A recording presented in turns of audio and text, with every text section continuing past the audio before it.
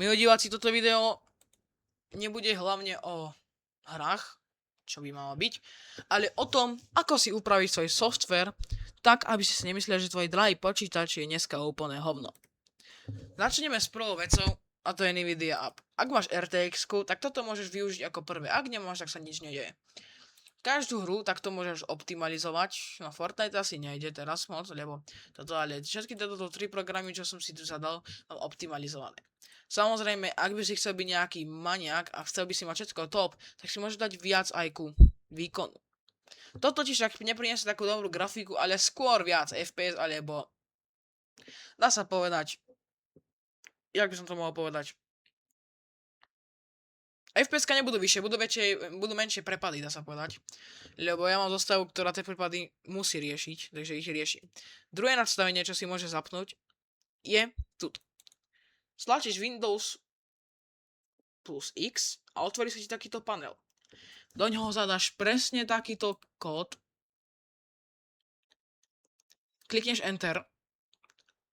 Pôjdeš do správca úloh, tu si takto napíšeš ovládací panel alebo správca úloh, to je úplne jedno.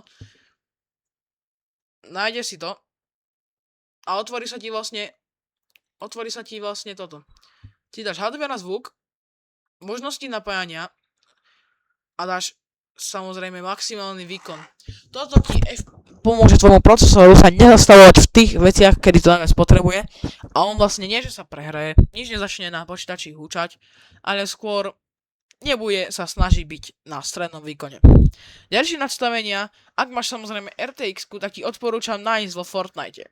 Fortnite je hra, čo niekedy Battle Royale dokáže mega sekať, tak tu máš pár vecí, ktoré sú fakt najlepšie. Window Modder je vždycky najlepší na full screen, aj keď ja to tak nemám. Ja si to musím zmeniť. Ale tak no, je to úplne jedno, či to tak mám alebo nie vlastne, ale je to lepšie. VSync určite off. Frame rate limit, toto by som dal na unlimited, ak chceš mať malý input lag, ale ak chceš mať väčší, ak chceš byť za ten, však chceš mať veľmi stabilné FPS, tak samozrejme som tak, ako ti tvoj počítač stavbu nejde. Rendering mod, záleží aký máš procesor. Ak máš procesor, ktorý je výkonný a chceš mať viac FPS, tak si daj performance. Toto nastavenie ti dá vlastne jednu z vecí, čo sa volá FPS. Záleží aký máš procesor. Ja som to skúšal, pri môj procesor je limit. On FPS-kami nič nezrobí, on pri performance páne iba do tohto, do prepadu, takže by som toto neodporúčal, ak máte slabší procesor. Toto bolo nastavenie vyrobené pre silnejšie procesory. Brightness, toto ja si väčšinou dávam na 88%, ale kľudne si to môžem trocha zvýšim asi na 100%, alebo dáme, že 110. A to je jedno. Toto sú nejaké kontrasty, ktoré si môžeš keby meniť počas toho, keď hráš Fortnite a neviem, najlepšie asi je x1. Color blink mod, tak toto sa vždycky dáva na 3 panov, ja som sa to presne zabudol zrobiť, mne to čo chýbalo. Vždycky je lepšie 3 panov. Potom color blink mod od 5 do 10, je to úplne na tebe. Monitor bude zbytočne žere FPS, takže off. A ideme na graphics quality. Samozrejme, ak chceš mať FPS-ka, určite všetko low. Tuto by som dal určite Nvidia DLS, ak to tvoja grafika podporuje, čo sú všetky. Nvidia DLS si dáš na performance a tým pádom vlastne nemôžeš dať 3D Revolution. Preto je niekedy predsa len dobre, keď si dáš 2. A toto ti vlastne dá 100% 3D revolúciu.